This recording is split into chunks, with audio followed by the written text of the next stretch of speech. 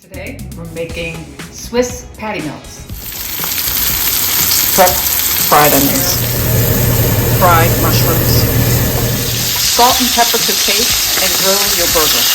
As you can see, I have a Swiss cheese at the bottom with the patty on the top.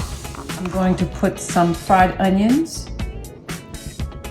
a little mushroom, Swiss cheese, or to butter the top bread for grilling.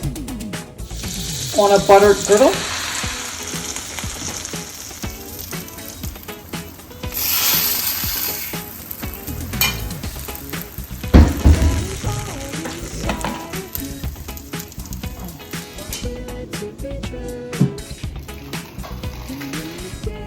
Delicious. Please don't forget to like, subscribe, or leave a comment.